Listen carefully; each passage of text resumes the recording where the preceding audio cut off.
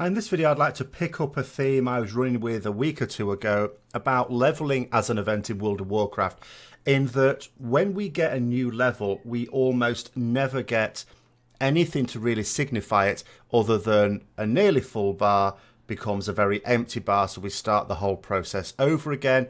It doesn't get even remotely rewarding until we've reached level cap.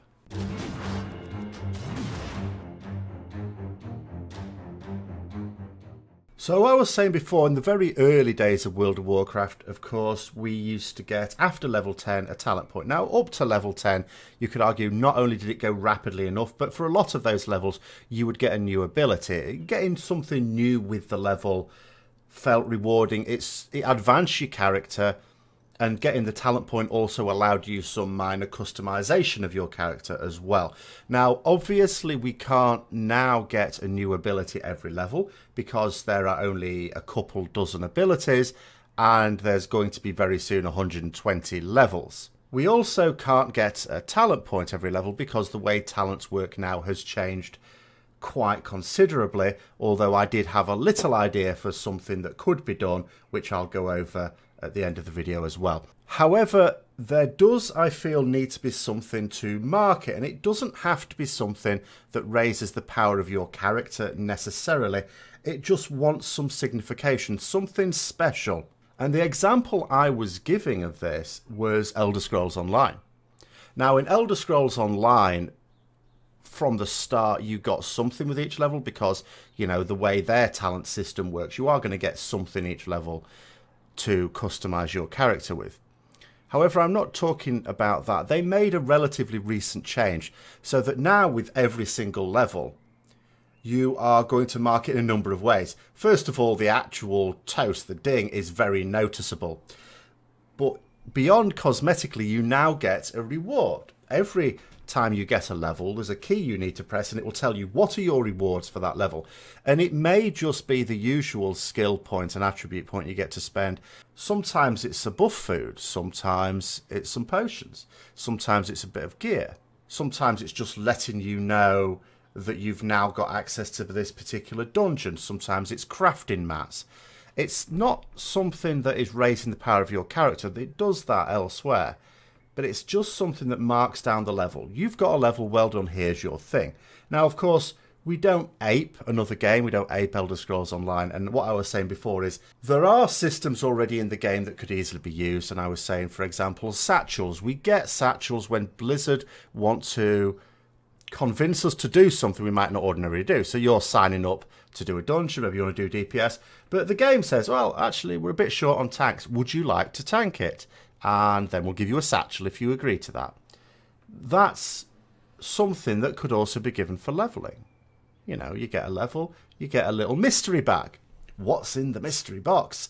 And then you open it, and it might just be some potions, it might just be some buff food. Maybe on a rare occasion it could be a mount or a pet.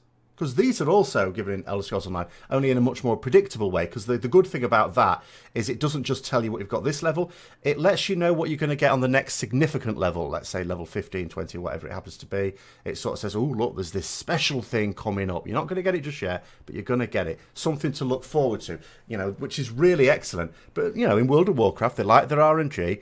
There's no reason why it couldn't just be a bag. And on any given one, you open it up, you could get anything from a few crafting materials or potions or something like that to a pet or a mount, something, you know, that's still obtainable in the normal satchels. It doesn't have to be something specific to leveling. Otherwise, I can imagine, I know what some completionists are going to be thinking.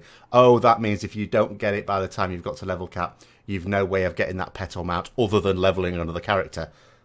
Although now that I've said that, maybe Blizzard would like that idea.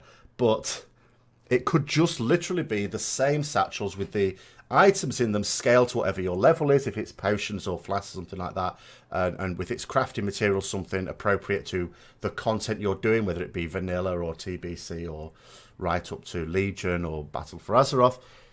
And if it's a pet or a mount, obviously it's just whatever it is. That really doesn't matter at what level you get it.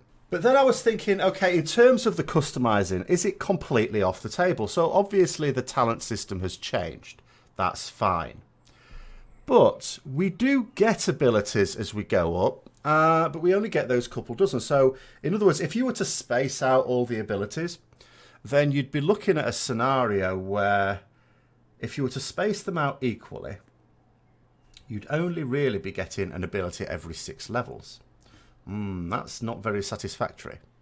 However, what if it were more like this? So instead of you just getting your abilities, if you had some old style talent trees, but they wouldn't be talents, they'd be more like skills, and you had all the abilities that you're going to get mapped onto them, but you choose the route to get them. It's very much like the artifact traits as they've been in Legion.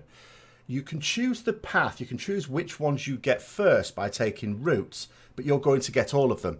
And of course you're still going to say, but that's still only a couple dozen abilities. But sure, but again, thinking about the artifact traits, there were a number of trait points there that weren't new abilities. They were just buffing the abilities you've got. So maybe at some point you choose, okay, I'm going to take Frostbolts now. This is the time to take it. I think I'm ready. And then what you do is, the next time you get one of these skill points, maybe there's something along the side. Maybe you could choose to get Fireball instead. Or maybe what you can do is, I'm going to carry on down the Frosties theme here, and I'm going to get a point on Frostbolt to make it a bit more powerful and a bit more powerful. And so in this way, you can spend your skill points so that at the early levels you get a very basic form of the ability, but by then spending a further up to, say, 5 points, you can turn it into what it's supposed to become eventually. So you get a deliberately weakened version of the ability when you first choose to get that ability, but you build it up to where it should be. And again, by the time you've reached the level cap, you've got everything you'd need. Now, for this to work, of course, what it would mean is, if in future expansions they're going to add another 10 levels onto it, it needs to be extended. They can't just break it all down and build it back up again for the new level cap. It does mean we're basically going to have an extra couple of abilities an expansion, but I don't think that would be really terrible.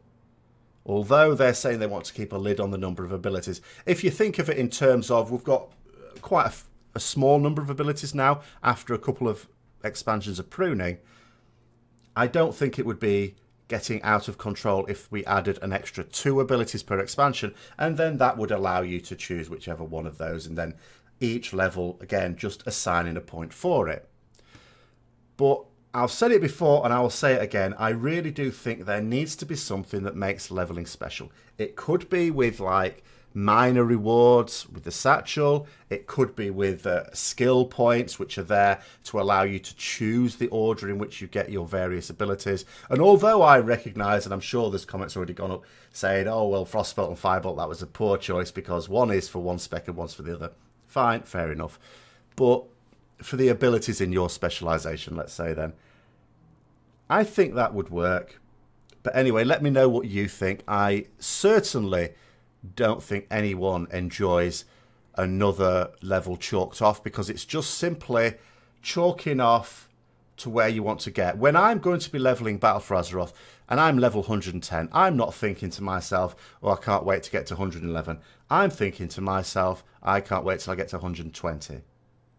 I pay no thought whatsoever to level 111, 112, whatever. The only time when I'm about to ding, and it's not for 120, that I will pay any attention at all, as if I'm about to turn in a quest that gives me a reward. Because in that case, if you're about to ding 111, you might as well just ding it by some other method if possible, or by turning in other quests, so that by the time you turn that one in, you're already 111 and your reward gets scaled up an extra level. That's the only consideration, and that's not a positive thing either, because that's a jarring experience. If you can be bothered to do it, I mean, who the hell min-maxes when you level, right? Right?